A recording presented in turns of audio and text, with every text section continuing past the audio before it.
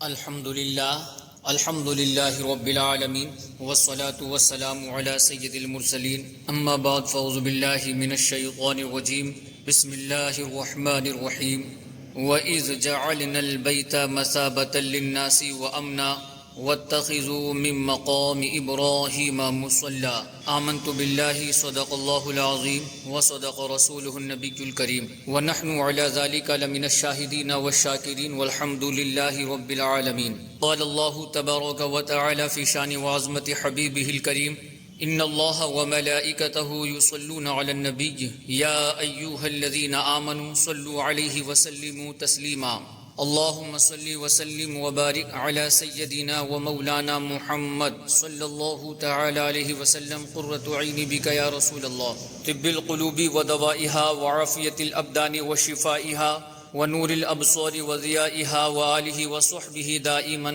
ابدا۔ مختصراً خطبہ مسنونہ کے بعد معزز و محترم سامعین کرام السلام علیکم ورحمۃ اللہ تعالی وبرکاتہ۔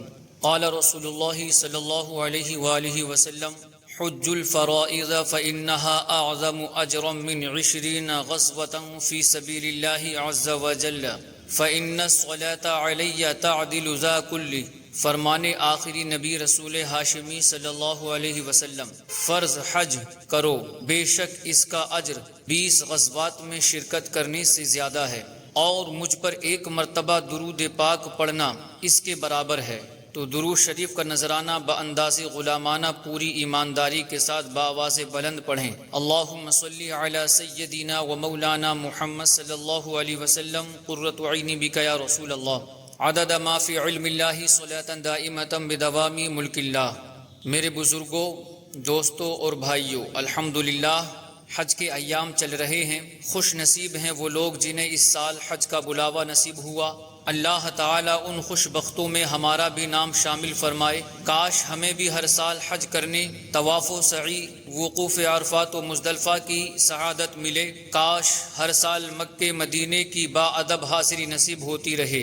آمین بجاہ خاتم النبیین صلی اللہ علیہ وسلم۔ میرے عزیزوں، میرے بھائیوں، حج دیگر تمام اسلامی عبادات سے جدا ایک عبادت ہے۔ اس مقدس عبادت کی خصوصیات میں سے ایک خصوصیت یہ ہے کہ اس میں اظہار عشق کا غلبہ ہے، اور یہی مزاج اسلام بھی ہے کہ بندے پر اللہ تعالی کی محبت غالب رہے۔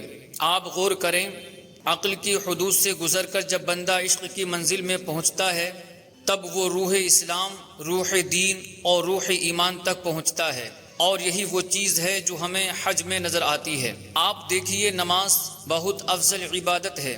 آخرت میں نماز کا جو ثواب ملے گا وہ اپنی جگہ، اس کے ساتھ ساتھ نماز کے طبی فائدے، میڈیکلی فائدے بھی بہت ہیں۔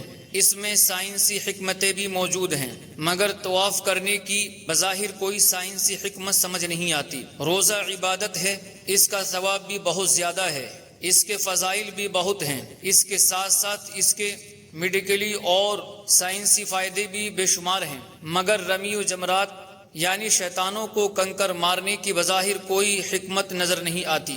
زکوٰۃ دینے کے بہت سارے معاشرتی سماجی فائدے اور بینیفٹ موجود ہیں، مگر میدان عرفات میں ٹھہرنے کی سائنسی حکمتیں کیا ہوں گی بظاہر سمجھ نہیں آتا۔ کہنے کا مقصد اور مطلب یہ ہے کہ دیگر عبادات میں آخرت کے فائدے کے ساتھ ساتھ سائنسی فائدے بھی موجود ہیں، طبی فائدے بھی موجود ہیں۔ عقل بھی اس بات کا تقاضا کرتی ہے کہ ہمیں وضو کرنا چاہیے، نماز پڑھنی چاہیے، زکوٰۃ دینی چاہیے، روزہ رکھنا چاہیے۔ کتنے غیر مسلم ہیں جو عبادت کے طور پر نہیں، علاج کے لیے وضو کرتے ہیں۔ کتنے غیر مسلم زکوٰۃ اگرچہ نہیں دیتے مگر غریبوں کو مال دیتے ہیں۔ کتنے غیر مسلم ہیں جو عبادت کے طور پر نہیں، علاج کے لیے ڈائٹنگ کرتے ہیں، مگر حج وہ نرالی عبادت ہے جہاں عقل کے تقاضے ختم ہو جاتے ہیں، عشق کے تقاضے شروع ہو جاتے ہیں۔ حج سراپا عشق ہے۔ اچھے خاصے مالدار، ہزاروں روپے کے کپڑے پہننے والے، ہیئر اسٹائل پر ہزاروں روپے لگانے والے، 2 انسلی چادریں پہن کر کبھی کعبے کا طواف کر رہے ہیں، کبھی صفا و مروہ کے چکر لگا رہے ہیں، کبھی میدان عرفات میں جاتے ہیں، کبھی شیطانوں کو کنکر مارتے ہیں اور آخر میں حلق کروا لیتے ہیں۔ یہ کیا ہے؟ یہ اظہار عشق ہے۔ یہ اپنے رب کے ساتھ، اپنے خالق و مالک کے ساتھ اظہار محبت ہے۔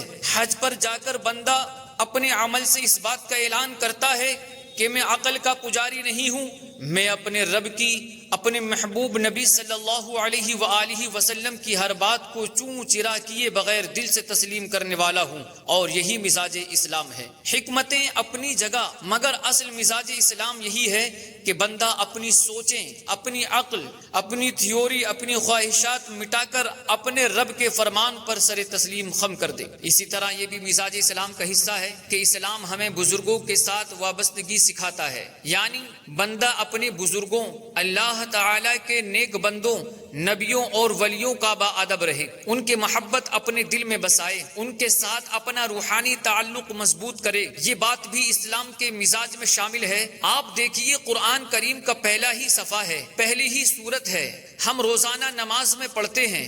اللہ تبارک و تعالی نے صراط مستقیم کی پہچان بتائی، ارشاد ہوا صراط الذین انعمت علیہم، ان لوگوں کا راستہ جن پر تو نے احسان کیا۔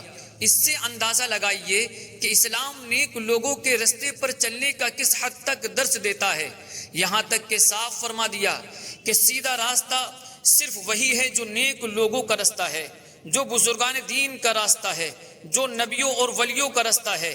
اس سے ہٹ کر چلنے والا بھٹک تو سکتا ہے، ہدایت نہیں پا سکتا۔ حضرت برا بن عازب رضی اللہ تعالی عنہ سے روایت ہے، فرماتے ہیں ایک مرتبہ ہم بارگاہ رسالت میں حاضر تھے، پیارے نبی رسول ہاشمی صلی اللہ علیہ وسلم نے ہم سے ایک سوال پوچھا۔ پیارے آقا نے فرمایا، اے میرے صحابہ بتاؤ ایمان کی سب سے مضبوط رسی کون سی ہے؟ اب صحابہ کرام علیہم الرضوان نے اپنی اپنی سوچ کے مطابق جواب دینے شروع کیے۔ کسی نے عرض کیا نماز۔ نبی کریم صلی اللہ علیہ وسلم نے فرمایا نماز بہترین عبادت ہے، مگر میرے سوال کا جواب یہ نہیں ہے۔ کسی نے عرض کیا یا رسول اللہ روزہ۔ حضور اکرم صلی اللہ علیہ وسلم نے فرمایا روزہ بہترین عبادت ہے، مگر میرے سوال کا جواب یہ نہیں ہے۔ کسی نے کہا راہ خدا میں جنگ کرنا، نبی نے فرمایا بہت اعلیٰ عبادت ہے، مگر میرے سوال کا جواب یہ نہیں۔ اب رسول ذیشان مکی مدنی سلطان صلی اللہ علیہ وسلم نے خود ہی فرمایا ایمان کی سب سے مضبوط رسی اللہ تعالی کے رضا کے لیے محبت کرنا ہے۔ اللہ اکبر۔ میرے دوستوں، میرے عزیزوں، میرے بھائیوں، میرے بزرگوں، یہ ہے اسلام کا مزاج۔ اللہ تعالیٰ کے نیک بندوں، نبیوں، ولیوں سے محبت کرنا ایمان کی سب سے مضبوط رسی ہے۔ پتہ چلا اللہ تعالیٰ کے نیک بندوں کی محبت دل میں اتار لینا، ان سے اپنا روحانی تعلق مضبوط سے مضبوط تر کرتے جانا، یہ اسلام کا مزاج ہے۔ اور حج وہ عظیم عبادت ہے جو شروع سے آخر تک اللہ تعالیٰ کے نیک بندوں کی یاد پر مشتمل ہے۔ کعبہ شریف حضرت ابراہیم علیہ السلام نے تعمیر کیا، اس کا طواف کیا جاتا ہے۔ حجر اسود حضرت آدم علیہ السلام جنت سے لائے تھے، اس کو چوما جاتا ہے۔ صفا و مروہ کی سعی میں حضرت حاجرہ رضی اللہ تعالی عنہا کے دوڑنے کی یاد ہے۔ مینا میں قربانی کی جاتی ہے، یہ حضرت اسماعیل علیہ السلام کی قربانی کی یاد ہے۔ جمرات کو کنکر مارے جاتے ہیں، یہ حضرت ابراہیم علیہ السلام کی یاد ہے۔ غرض کہ اللہ تعالی کے نیک بندوں، نبیوں اور ولیوں کی مختلف یادگاروں کو ادا کرنے کا نام حج ہے۔ اللہ اکبر۔ ہم نے بیان کی ابتدا میں پارہ 1 سورہ بقرہ آیت نمبر 125 کا کچھ حصہ سننے کی سعادت حاصل کی۔ اس آیت کریمہ میں بھی اسی مزاج اسلام کو ذکر کیا گیا ہے۔ اللہ تبارک و تعالی فرماتا ہے وَإِذْ جَعَلْنَا الْبَيْتَ مَثَابَةً لِلنَّاسِ وَأَمْنًا وَاتَّخِذُوا مِن مَّقَامِ إِبْرَاهِيمَ مُصَلًّى، اور یاد کرو جب ہم نے اس گھر کو لوگوں کے لیے مرجع اور امن بنایا، اور اے مسلمانوں تم ابراہیم کے کھڑے ہونے کی جگہ کو نماز کا مقام بناؤ۔ میرے عزیزوں، میرے بزرگوں، میرے دوستوں، ساتھیوں، اس آیت کریمہ میں 2 باتیں بیان ہوئیں۔ پہلے نمبر پر کعبہ شریف کے فضائل بیان ہوئے اور اس کی 2 خصوصیات بیان ہوئیں۔ نمبر 1، کعبہ شریف لوگوں کے لیے مرجع یعنی لوٹنے کا مقام ہے۔ نمبر 2، کعبہ شریف امن کی جگہ ہے۔ مشہور مفسر قرآن حکیم الامت مفتی احمد یار خان نعیمی رحمۃ اللہ تعالی علیہ، اللہ تبارک و تعالی مفتی صاحب کی قبر کو رحمت الرضوان کے پھولوں سے بھر دے، اور مفتی صاحب کے صدقے ہم گنہگاروں کے اللہ تبارک و تعالی اپنے کرم سے مغفرت فرما دے۔ یہ لکھتے ہیں اس مقام پر سارے جہان کے لوگ جمع ہوتے ہیں، جو ایک بار وہاں آتا ہے وہ بار بار آنا چاہتا ہے۔ راستے کی مصیبتوں کی پرواہ نہیں کرتا اور جو دنیاوی مشاغل سے فارغ ہو جاتا ہے اور اپنی آخری عمر میں قدم رکھتا ہے تو اللہ اللہ کرنے کے لیے کعبہ معظمہ جانے کی کوشش کرتا ہے، اور یہ بھی کہ وہ انبیاء اکرام علیہم السلام جن کی قوموں پر عذاب آیا وہ اپنی قوم کی ہلاکت کے بعد عموماً یہاں تشریف لے آتے اور آخر تک یہی تشریف فرما رہتے تھے۔ ہر جگہ سے مسلمان اس طرف منہ کر کے نماز پڑھتے ہیں، اسی طرح کوئی مسلمان کہیں بھی مرے قبر میں اس کا منہ کعبہ شریف ہی کی طرف کرتے ہیں، لہٰذا معلوم ہوا کعبہ شریف مرج خلائق یعنی عظیم زیارت گاہ اور لوگوں کے پلٹنے کا مقام ہے۔ علماء کرام فرماتے ہیں کعبہ شریف کی خصوصیات میں سے ایک خصوصیت یہ بھی ہے کہ جب سے کعبہ شریف بنایا گیا ہے تب سے آج تک کبھی طواف کرنے والوں سے خالی نہیں ہوا۔ ہر وقت انسان، جن یا فرشتے اس کا طواف کرتے رہتے ہیں، یہاں تک کہ حضرت عبداللہ بن زبیر رضی اللہ تعالیٰ عنہ کے دور خلافت میں جب حجاج بن یوسف نے کعبہ شریف پر حملہ کیا، اس روز عین حرم پاک میں طواف کی جگہ پر پتھر برسائے جا رہے تھے، لوگ اپنی جان بچانے کی فکر میں تھے، کوئی بھی انسان طواف کرتا نظر نہیں آ رہا تھا، مگر خدائے قدوس کی شان دیکھیے، اس وقت بھی ایک اونٹ جھومتا ہوا کعبہ شریف کے طواف میں مصروف تھا۔ اللہ اکبر! کعبہ شریف کی کیسی نرالی شان ہے! اللہ تعالی نے لوگوں کے دل اس کی طرف مائل کر دیے ہیں۔ الحمدللہ دنیا کے کونے کونے سے لوگ پیسے خرچ کر کے سفر کی مشکلات اٹھا کر یہاں آتے اور طواف کعبہ کی سعادت پاتے ہیں، اور کتنے بیچارے وہ ہیں جو حاضر نہیں ہو پاتے مگر کعبہ شریف کو ایک نظر دیکھنے کے لیے تڑپتے رہتے ہیں۔ میرے عزیزوں، میرے بزرگوں، کعبہ شریف کی دوسری اہم خصوصیت یہ ہے کہ اللہ تعالیٰ نے کعبہ شریف اور اس کے ارد گرد حرم پاک کو مقام امن بنایا ہے۔ علماء اکرام فرماتے ہیں جو بندہ کعبہ شریف یا حدود حرم میں داخل ہو جائے اس کے امن میں آنے کی مختلف صورتیں ہیں۔ ایک صورت تو یہ ہے کہ جو خوش نصیب نیکی کی نیت سے حج یا عمرہ وغیرہ کرنے کے لیے حرم پاک میں پہنچ جاتا ہے وہ روز قیامت عذاب سے امن میں رہے گا۔ سبحان اللہ! حدیث پاک میں ہے، سرکار عالی وقار مکی مدنی تاجدار صلی اللہ تعالی علیہ وسلم نے فرمایا جو حرم پاک میں آ جاتا ہے اسے نیکیاں ملتی ہیں، اس کی برائیاں دور کر دی جاتی ہیں اور اسے بخش دیا جاتا ہے۔ سبحان اللہ! قاضی عیاض مالکی رحمت اللہ تعالی علیہ شفا شریف میں لکھتے ہیں ایک مرتبہ سعدون خولانی کے پاس کچھ لوگ آئے اور بتایا کہ فلاں قبیلے نے ایک شخص کو قتل کیا، پھر اس کی لاش کو آگ لگا دی، مگر حیرت کی بات تھی کہ رات گئے تک اس کا جسم آگ میں رہا، اس کے باوجود اس پر آگ نے کوئی اثر نہ کیا، یہاں تک کہ اس کا سفید رنگ آگ میں جلنے کے بعد بھی ویسے کا ویسا ہی رہا۔ سعدون خولانی نے یہ بات سن کر کہا اس مرنے والے شخص نے 3 حج کیے ہوں گے۔ لوگوں نے بتایا ہاں آپ صحیح فرماتے ہیں، اس نے 3 حج کیے تھے۔ اس پر سعدون خولانی نے کہا مجھے یہ بات پہنچی ہے کہ جو بندہ 1 حج کرے اس نے اپنا فرض ادا کیا، جس نے دوسرا حج کیا اس نے اللہ پاک کی بارگاہ میں قرض پیش کیا، اور جس نے 3 حج کیے اللہ پاک اس کے جسم اور جسم پر اگنے والے بالوں کو جہنم پر حرام فرما دیتا ہے۔ سبحان اللہ! میرے عزیزو، آیت کریمہ میں دوسری اہم بات جس کا ہمیں حکم دیا گیا وہ یہ ہے مقام ابراہیم کی عظمت۔ اللہ تبارک و تعالی فرماتا ہے وَاتَّخِذُوا مِن مَّقَامِ إِبْرَاهِيمَ مُصَلًّى، اور اے مسلمانوں تم ابراہیم کے کھڑے ہونے کی جگہ کو نماز کا مقام بناؤ۔ بخاری و مسلم وغیرہ حدیث پاک کی معتبر کتابوں میں روایت ہے کہ آیت کریمہ کا یہ حصہ حضرت فاروق اعظم رضی اللہ تعالی عنہ کی موافقت میں نازل ہوا۔ چنانچہ حضرت عمر فاروق اعظم رضی اللہ تعالی عنہ فرماتے ہیں رسول اکرم نور مجسم صلی اللہ علیہ وآلہ وسلم نے میرا ہاتھ پکڑا اور ایک سمت کو لے گئے، ایک جگہ جا کر فرمایا اے عمر یہ مقام ابراہیم ہے۔ میں نے عرض کیا یا رسول اللہ صلی اللہ علیہ وآلہ وسلم کیا ہم اسے اپنا مصلی یعنی نماز کی جگہ بنا لیں؟ پیارے آقا کریم صلی اللہ علیہ وسلم نے فرمایا ابھی اس کا حکم نہیں آیا۔ کیا فرماتے ہیں ابھی شام نہ ہوئی تھی کہ اللہ تعالی نے یہ آیت اتار دی اور فرمایا مقام ابراہیم کو مصلی بنا لو۔ سبحان اللہ! یہ ہے مزاج اسلام، یہاں پر پہلے تو حضرت عمر فاروق اعظم رضی اللہ تعالی عنہ کی شان و عظمت کا اندازہ لگائیے. آپ نے اپنی ایک رائے پیش کی, اللہ پاک نے آپ کی رائے کے موافق قرآن کریم کی آیت نازل فرما دی. یہ صرف ایک آیت کریمہ نہیں ہے بلکہ قرآن کریم کی کل 20 یا اس سے بھی زیادہ آیات ہیں جو حضرت عمر فاروق اعظم رضی اللہ تعالی عنہ کی رائے کے موافق نازل ہوئی. انہی کو موافقت عمر رضی اللہ تعالی عنہ کہا جاتا ہے. میرے بزرگوں, میرے بھائیوں, اللہ پاک نے فرمایا وَاتَّخِذُوا مِن مَّقَامِ إِبْرَاهِيمَ مُصَلًّى, اور اے مسلمانوں تم ابراہیم کے کھڑے ہونے کی جگہ کو نماز کا مقام بناؤ. یہ مقام ابراہیم کیا ہے؟ یہ ایک پتھر ہے.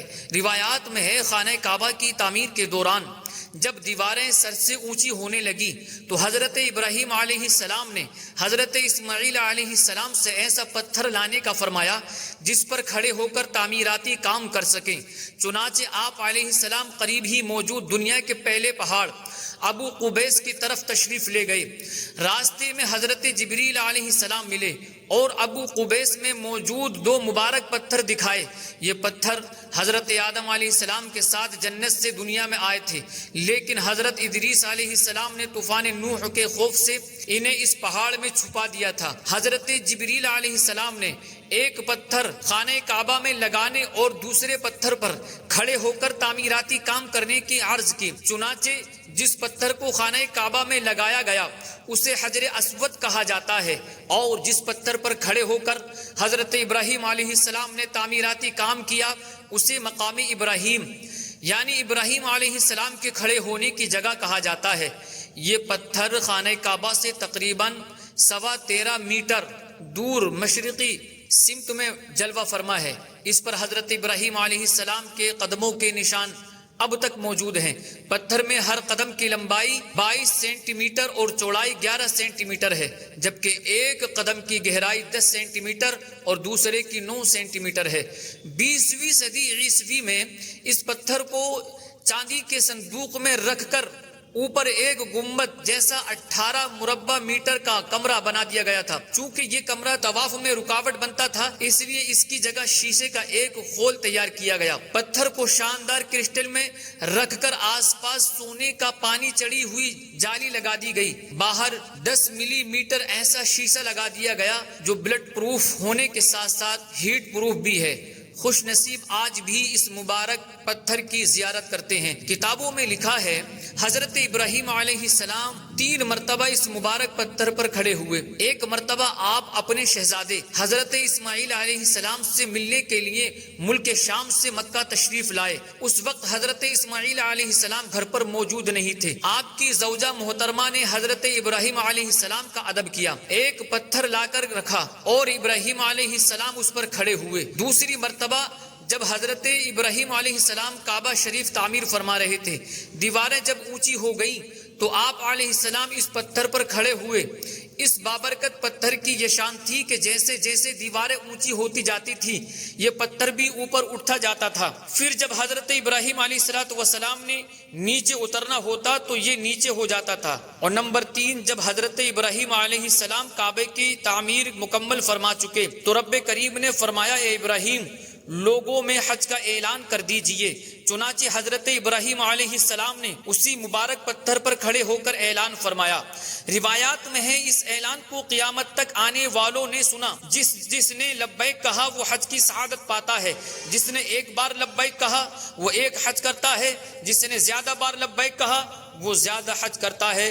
سبحان اللہ. حضرت عبداللہ بن سلام رضی اللہ تعالی عنہ جو صحابی رسول ہیں, آپ فرماتے ہیں حضرت ابراہیم علیہ السلام نے اس مبارک پتھر یعنی مقام ابراہیم کو بطور قبلہ کعبہ شریف کے قریب رکھا. آپ اسی کی طرف رخ کر کے نماز ادا فرمایا کرتے تھے. حدیث پاک میں ہے حجر اسود اور مقام ابراہیم جنتی یاقوت ہیں, اور اگر انہیں انسانوں کی خطائیں نہ چھوتی تو ان کی روشنی سے مشرق و مغرب روشن ہو جاتے. صحابی رسول حضرت عبداللہ بن عباس رضی اللہ تعالیٰ عنہ سے روایت ہے جب حضرت آدم علیہ السلام زمین پر تشریف لائے تو اللہ پاک نے آپ کے ساتھ 2 جنتی پتھر یعنی حجر اسود اور مقام ابراہیم بھی زمین پر اتارے تھے. اس وقت یہ پتھر بہت چمکدار تھے. حضرت آدم علیہ السلام نے انہیں دیکھا تو انہیں پہچان لیا اور انہیں اپنے ساتھ چمٹا کر انس یعنی پیار اور سکون حاصل فرمایا۔ امام حسن بصری رحمت اللہ تعالی علیہ فرماتے ہیں مقام ابراہیم قبولیت کے مقامات میں سے ایک مقام ہے، اس کے قریب جو دعا مانگی جائے اللہ پاک قبول فرماتا ہے۔ روایات کے مطابق حضرت آدم علیہ السلام نے جو توبہ کی اور بارگاہ الہی میں قبول ہوئی، وہ دعا آپ نے اسی جگہ مانگی تھی جہاں اب مقام ابراہیم ہے۔ اللہ پاک نے فرمایا اے آدم علیہ السلام، آپ نے جو دعا مانگی ہے میں اسے قبول فرماتا ہوں۔ حضرت عبداللہ بن عباس رضی اللہ تعالی عنہ سے روایت کی گئی ہے کہ فرماتے ہیں اگر مشرکین نے اس مبارک پتھر یعنی مقام ابراہیم کو ہاتھ نہ لگائے ہوتے تو جو بھی مریض اسے چھوتا اللہ پاک اسے شفا عطا فرما دیتا۔ سبحان اللہ۔ میرے بزرگوں، میرے بھائیوں، اس مبارک پتھر کی شان دیکھیے۔ کہنے کو ایک پتھر ہے، اس دنیا میں پتھر تو ہزاروں لاکھوں بلکہ کروڑوں موجود ہیں، مگر مقام ابراہیم وہ بابرکت پتھر ہے جسے اللہ پاک کے نبی حضرت ابراہیم علیہ السلام کے ساتھ نسبت ہو گئی ہے۔ بس اسی نسبت نے اس پتھر کو ایسا عظیم بنا دیا کہ یہ پتھر ہوتے ہوئے بھی شفا بخش بھی ہو گیا اور اس کے قریب دعائیں بھی قبول ہوتی ہیں۔ اب یہیں سے غور کر لیجئے، جب ابراہیم علیہ السلام سے نسبت رکھنے والا پتھر شفا بخش ہو سکتا ہے، اس کے قریب دعائیں قبول ہوتی ہیں، تو ابراہیم علیہ السلام کے آقا امام الانبیاء صلی اللہ علیہ وآلہ وسلم سے نسبت رکھنے والی مدینے کی مٹی کیوں خا کے شفا نہیں ہو سکتی؟ جب ایک پتھر شفا بخش ہو سکتا ہے، مشکل کشا ہو سکتا ہے، تو امام الانبیاء صلی اللہ علیہ وآلہ وسلم کا کلمہ پڑھنے والے اشرف المخلوقات انسان، بہت برگزیدہ بندے یعنی اولیاء اکرام کیوں شفا بخش نہیں ہو سکتے؟ جب ایک پتھر کو چھونے سے شفا مل سکتی ہے تو غوث پاک کے دم فرمانے سے، داتا حضور کے ہاتھ لگانے سے، خواجہ معین الدین چشتی اجمیری رحمت اللہ تعالی علیہ حضور کے کرم فرمانے سے، اعلیٰ حضرت امام اہل سنت سے اور امام اہل سنت جیسے عظیم ولی اللہ کی نگاہوں سے کیوں شفا نہیں مل سکتی؟ ان کے قرب میں، ان کے مزارات کے پاس دعائیں کیوں قبول نہیں ہوں گی؟ یقیناً شفا دینے والی ذات اللہ پاک کی ہی ہے، دعائیں اللہ پاک ہی سنتا اور قبول فرماتا ہے، مگر جیسے یہ پتھر یعنی مقام ابراہیم شفا کا ذریعہ اور قبولیت کا وسیلہ ہے، یوں ہی صحابہ اکرام، اولیاء اکرام اور ان کے تبرکات بھی شفا ملنے، مشکلات ٹلنے، دعائیں قبول ہونے کا وسیلہ ہے۔ مولانا حسن رضا خان رحمت اللہ تعالی علیہ فرماتے ہیں جن و انسان و ملک کو ہے بھروسہ تیرا، سرورا مرجے کل ہے درے والا تیرا، اچھے اچھے ہیں تیرے در کی گدائی کرتے، اونچے اونچوں میں بٹا کرتا ہے صدقہ تیرا، بھیک بے مانگے فقیروں کو جہاں ملتی ہے، دونوں عالم میں وہ دروازہ ہے کس کا تیرا۔ اے مکی مدنی آقا، دو جہاں کے داتا صلی اللہ علیہ وآلہ وسلم، تمام انسان، جنات اور فرشتوں کو آپ پر بھروسہ، آپ کا در سبھی کے لیے لوٹنے کی جگہ اور امید ہے۔ دنیا میں بڑے بڑے مرتبے والے لوگ اس در کے سوالی ہیں، آپ کا صدقہ ہی جہاں میں تقسیم ہو رہا ہے، اور آپ کا در پاک تو ایسا در ہے جہاں منگتوں کو بغیر مانگے ہی مل جاتا ہے۔ کیا دنیا میں کوئی ایسا دروازہ ہے جہاں سے بغیر مانگے مل جائے؟ نہیں، ہرگز نہیں۔ میرے دوستوں، میرے عزیزوں، اللہ پاک نے مقام ابراہیم کو مصلی بنانے کا حکم دیا، اس کا مطلب یہ ہے نماز ایسی جگہ کھڑے ہو کر پڑھو جہاں سے مقام ابراہیم تمہارے اور کعبہ شریف کے درمیان میں رہے۔ حضرت عبداللہ بن عمر رضی اللہ تعالی عنہ فرماتے ہیں سجدہ کرنے کے لیے دو جگہیں بیسٹ اور بہترین ہیں، نمبر ایک مقام ابراہیم کے پیچھے کی جگہ، نمبر دو امام کی سیدھی طرف کی جگہ۔ سبحان اللہ۔ میرے عزیزوں، میرے پیاروں، اب یہاں غور فرمائیے، جس انداز پر اللہ پاک نے مقام ابراہیم کو مصلی بنانے کا حکم دیا ہے، کیا کوئی تصور کر سکتا ہے کہ مقام ابراہیم بالکل سامنے ہو اور بندہ اس کی طرف رخ کر کے نماز پڑھ رہا ہو اور اس کے دل میں مقام ابراہیم کی نفرت بھی موجود ہو؟ نہیں نہیں، ہرگز نہیں۔ بندہ جب بھی مقام ابراہیم کی طرف رخ کر کے نماز پڑھے گا، یقیناً اس کے دل میں اس مبارک پتھر کی تعظیم ہی ہوگی۔ یہ سمجھنے کی بات ہے، عین حالت نماز میں ایک پتھر کی تعظیم دل میں موجود ہو تو نماز میں کوئی کمی نہیں آتی، بلکہ فرمایا گیا سجدہ کرنے کی بہترین جگہ یہی ہے کہ آدمی نماز پڑھ رہا ہو، مقام ابراہیم سامنے ہو، بندہ رب کے حضور سجدہ کر رہا ہو، یعنی حضرت ابراہیم علیہ السلام سے نسبت رکھنے والے اس پتھر کی تعظیم دل میں ہو تو نماز ناقص نہیں بلکہ کامل ہو جاتی ہے۔ تو غور فرمائیے، جب پتھر کی تعظیم کی یہ برکت ہے تو وہ عظیم آقا مکی مدنی مصطفیٰ صلی اللہ علیہ وآلہ وسلم جن کے حضور پتھر سلامیاں پیش کرتے تھے، جن کی تعظیم کے لیے کعبہ جھکتا تھا، ان عظیم آقا صلی اللہ علیہ وآلہ وسلم کی تعظیم دل میں ہو تو بھلا پھر نماز میں کیوں کر خلل آئے گا؟ یقیناً وہ نماز بہت کامل ہوتی ہے جس میں اللہ پاک کی عبادت کے ساتھ ساتھ تعظیم مصطفیٰ کا خیال بھی دل میں موجود ہوتا ہے۔ کسی عاشق رسول نے کیا خوب کہا ہے، کیا کرم کیا تیری یاد نے مجھے جگایا نماز میں، میرے وہ بھی سجدے ادا ہوئے جو قضا ہوئے تھے نماز میں۔ یعنی یا رسول اللہ صلی اللہ علیہ وآلہ وسلم، میں نماز کے لیے کھڑا تو ہو گیا تھا مگر دل پر غفلت طاری تھی، میرا جسم تو نماز میں تھا مگر دل دنیا کے کاموں میں مشغول تھا، پھر کرم ہو گیا عین حالت نماز میں آپ کی یاد آ گئی، آپ کی یاد نے مجھے خواب غفلت سے جگا دیا، پھر ایسے با کمال سجدے ادا ہوئے کہ پہلے جو سجدے غفلت میں ہوئے تھے ان کی کمی بھی پوری ہو گئی۔ سبحان اللہ، اللہ پاک ہمیں ایسی نماز کی توفیق نصیب فرمائے، آمین بجاہ خاتم النبیین صلی اللہ علیہ وسلم۔ میرے عزیزو، ہمیں حکم دیا گیا ہے کہ مقام ابراہیم کو اپنا مصلی بنائیں، اللہ پاک توفیق بخشے، مکہ پاک حاضری کی سعادت نصیب فرمائے۔ ضرور کوشش کرنی چاہیے کہ مقام ابراہیم کے پیچھے جگہ مل جائے، اور زیادہ نہیں تو کم از کم 2 رکعت ہی یہاں پڑھنے میں کامیاب ہو جائیں۔ طواف کے جو 2 نفل ہوتے ہیں وہ، اور اس کے علاوہ کوئی بھی نماز مقام ابراہیم کے پیچھے ادا کرنا، یعنی یوں کھڑے ہونا کہ مقام ابراہیم بندے اور کعبے کے درمیان میں آئے، یہ مستحب ہے۔ ہمارے آقا مولا مکی مدنی مصطفیٰ صلی اللہ علیہ وسلم کئی بار اس جگہ کھڑے ہو کر نماز ادا فرمایا کرتے تھے۔ حضرت عثمان غنی رضی اللہ تعالیٰ عنہ کے متعلق آتا ہے کہ آپ اس جگہ کھڑے ہو کر ساری رات نماز ادا کرتے رہتے اور روزانہ ایک ہی رکعت میں پورا قرآن تلاوت فرماتے تھے۔ اللہ پاک ہمیں بھی توفیق نصیب فرمائے۔ یہ ایک احتیاط ضرور پیش نظر رکھیے کہ آج کل طواف میں کافی بھیڑ ہوتی ہے، اگر بھیڑ میں یہاں کھڑے ہو کر نماز شروع کر دیں گے تو طواف کرنے والوں کو بھی مشکل ہوگی اور خود کو بھی مشقت ہو سکتی ہے، وہاں کے خادم بھی بعض دفعہ رکاوٹ بنتے ہیں۔ ایسی کوئی صورت ہو جائے تو مطاف کے دائرے سے باہر نکل کر جہاں عموماً نمازیوں کے لیے صفیں بچھی ہوتی ہیں ان صفوں پر ایسی جگہ نماز پڑھ لیجئے کہ مقام ابراہیم آپ کے سامنے ہو جائے۔ اللہ پاک ہمیں حج و عمرہ کی ہر سال سعادت نصیب فرمائے، آمین بجاہ خاتم النبیین صلی اللہ علیہ وآلہ وسلم۔ بیان کو اختتام کی طرف لاتے ہوئے ایک شرعی مسئلہ عرض کرتا ہوں۔ مسئلہ یہ ہے، کیا ایک قربانی سب گھر والوں کی طرف سے کافی ہے؟ وضاحت، یہ ایک غلط انداز بعض جگہ پایا جاتا ہے، لوگ اپنے اپنے مال کا حساب عموماً کرتے نہیں ہیں جس سے پتہ چل جائے کہ گھر میں کون کون صاحب نصاب ہے، پھر ایک ہی جانور لے کر پورے خاندان میں ایک ہی قربانی بعض دفعہ کی جا رہی ہوتی ہے۔ یہ غلط انداز ہے، یاد رکھ لیجئے قربانی ہر صاحب نصاب پر الگ سے واجب ہے۔ مثلا ایک گھر میں 4 بھائی ہیں، چاروں ہی صاحب نصاب ہیں، پھر ان چاروں کی بیویاں ہیں، وہ سب بھی صاحب نصاب ہیں، ماں باپ ہیں، وہ بھی الگ سے صاحب نصاب ہیں، تو اب اس ایک فیملی میں کل 10 افراد صاحب نصاب ہیں، ان سب پر الگ الگ قربانی واجب ہے، لہٰذا ان کو 10 قربانیاں کرنی ہوں گی۔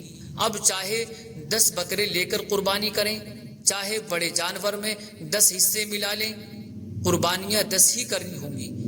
یہ صرف ایک مثال عرض کی ہے، گھر میں اگر 4 افراد پر قربانی واجب ہے تو 4 کرنی ہوں گی، 2 پر واجب ہے تو 2، 1 پر واجب ہے تو 1، علی ھذا القیاس، یعنی ہر ایک اس کے مطابق اپنے حال پر غور کر لے۔ اللہ پاک ہمیں درست اسلامی احکام سیکھنے اور ان پر عمل کرنے کی توفیق عطا فرمائے۔ وآخر دعوانا الحمد للہ رب العالمین۔ السلام علیکم ورحمۃ اللہ وبرکاتہ۔